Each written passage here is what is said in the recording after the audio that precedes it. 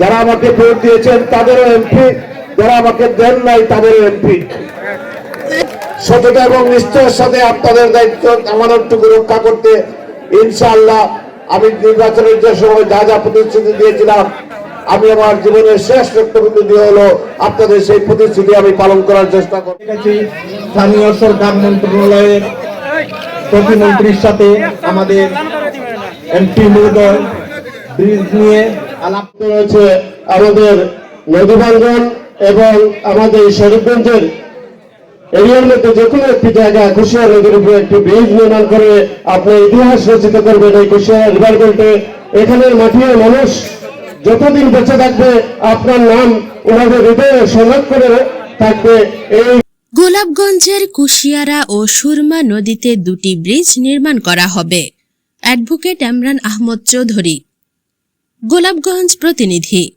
সিলেট ৬ আসনের সাংসদ অ্যাডভোকেট এমরান আহমদ চৌধুরী বলেন, গোলাপগঞ্জের কুশিয়ারা ও সুরমা নদীতে দুটি ব্রিজের জন্য স্থানীয় সরকার মন্ত্রণালয়ের মন্ত্রী মহোদয়ের সাথে এ বিষয়ে আলোচনা হয়েছে।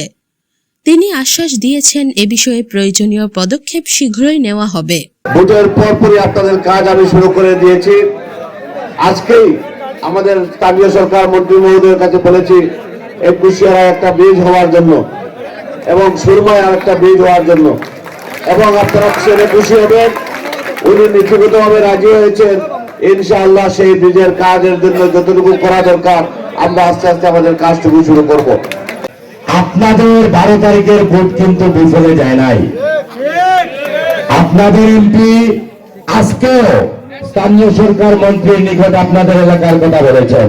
আমাদের চাকরিমারা রাস্তা এবং এই কাজীপুর থেকে মেরিগঞ্জের মধ্যস্থানে একটি ব্রিজ এবং আমাদের রাজবাংলন থেকে আপনি মুক্ত করবেন। আমরা মঙ্গলবার ৩রা জানুয়ারি উপজেলার শরীফগঞ্জের কাদিপুর এলাকার আতিক রেজার বাড়িতে শরীফগঞ্জ ইউনিয়ন জাতীয়তাবাদী দল দেশ ও প্রবাসের অনলাইন গ্রুপের ইফতার মাহফিলের উদ্যোগে শরীফগঞ্জ ইউনিয়ন বিএনপি সাবেক সভাপতি সোহরাব আলীর সভাপতিত্বে প্রধান অতিথির বক্তব্যে তিনি এসব কথা বলেন। তিনি আরও বলেন, গোলাপগঞ্জ বিয়ানীবাজার উপজেলার রাস্তাঘাটের বিষয়ে প্রকৌশলীকে নির্দেশনা দেওয়া হয়েছে।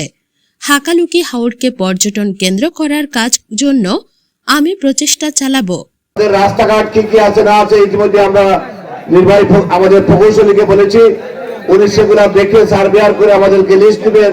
সেই রাস্তার কাজগুলো আমরা এই অর্থ বছরের মধ্যেই লিস্ট পেলে আমরা কাজ শুরু করার ব্যবস্থা করবো ইনশাআল্লাহ।